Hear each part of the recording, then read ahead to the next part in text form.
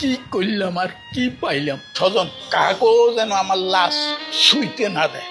শেষ শেষ দুনিয়াতে আমার আত্মায় কষ্ট পাইবে যে কি করলাম আর কি পাইলাম। আমি মন থেকে দিল থেকে তাদেরকে অভিশাপ দিই, আমার মতো একদিন যেন তারা এই জায়গায় আসি। এদেরকে সোনার স্বামীসো করে মানে দুধ খাওয়াইছি, এত বেশি ভালোবাসছ না তোমারে, এরা জীবনে বহুত কষ্ট দিব। আজ সেই কথা, তাদের কথাটা আমি অক্ষরে অক্ষরে পাইছি। আমার ভাবিরা কইতো, যখন বস্তা বড়ি বড়ি টাকা দিছিলাম তখন মানে সব ঠিক আছে। আচ্ছা বুঝলাম ছেলেরা হইতে পারে, এটা মানি নিলাম, কিন্তু মেয়েরা কেমনে হয়? মেয়েরা কেমনে বাপকে এত অস্বীকার করে? মানে আমার জীবনে এই প্রথম দেখলাম। আপনাদের কাছে এবং আইনের কাছে আমি একটা ডায়েরি দিয়ে যাব, এই ডায়েরিটা আপনারা থানায় পৌঁছাই দিবেন, আপনাদের দায়িত্ব, বুঝছেন? এই ডায়েরিতে আমার সব কিছু লেখা আছে, তারা আমার সাথে কি করছে। এই টাকা পয়সাটাই হইল আমার সবচেয়ে জীবনের কাল। ওনাদের গানের উপর আমার উঠাই দিয়ে গেছে, আজ পর্যন্ত দেখতে আসেনি, অন্তত খোঁজটা নেয় না। দেখেন দূরে কথা, খোঁজটা নেয় না।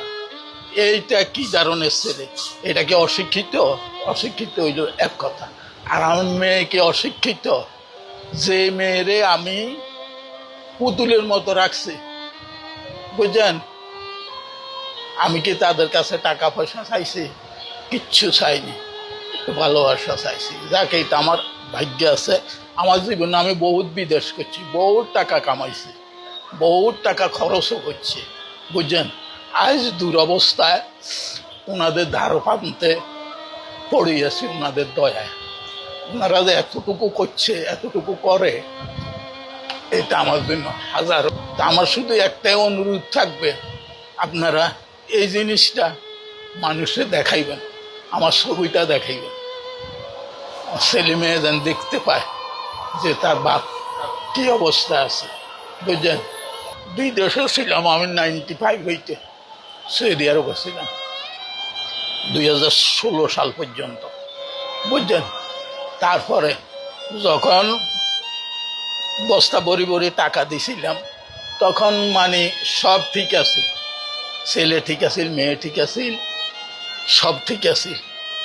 যখন মানে টাকার প্রশ্ন উঠছে, আমার একটা এফডিএস ছিল, এই যে আমার ছোট ছেলেটা যে আমেরিকান এম্বাসিতে চাকরি করে, এ ছিল নমুনি। আমি তো সাদা দিলে আমার ছেলে আমার টাকা এই পাইবে না কে পাইবে, এরে করে দিছি। এ টাকাগুলো উঠে নিয়ে যে গেছে, আজ পর্যন্ত সে আমার সাথে কোনো যোগাযোগ করে না, কোনো যোগাযোগ নাই, বুঝছেন? আমার মেয়ের ইয়েতে আমার টাকা ছিল, 20 লাখ টাকা ছিল। এই টাকাটা আমাকে আর দেয়নি, বুঝছেন? আজ পর্যন্ত ফেরত দেয়নি। ওনাদের মাধ্যমে আমাকে প্রথমে মিরপুর, ওনাদের যে ইয়ে আছে ওইখানে অনেক দিন আসছিলাম, তারপর হইতে এইখানে। এখন আমি আপনাদের কাছে এবং আইনের কাছে আমি একটা ডায়েরি দিয়ে যাব, এই ডায়েরিটা আপনারা থানায় পৌঁছাই দিবেন, আপনাদের দায়িত্ব, বুঝছেন? এই ডায়েরিতে আমার সব কিছু লেখা আছে, তারা আমার সাথে কি করছে। এই টাকা পয়সাটাই হইল আমার সবচেয়ে জীবনের কাল।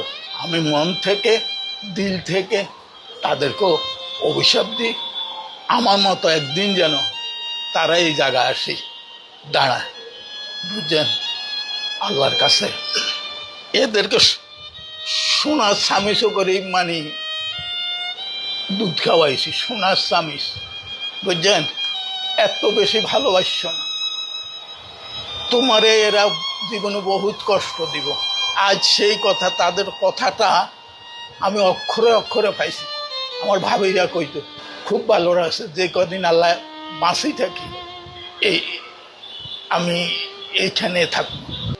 আমার ছেলে মেয়ে আত্মীয় স্বজন কাকেও যেন আমার লাশ শুইতে না দেয়, শোয়ার কারো কোনো অধিকার নেই, একমাত্র ইয়ানের মানুষেরই আছে আমার লাশ শোয়ার।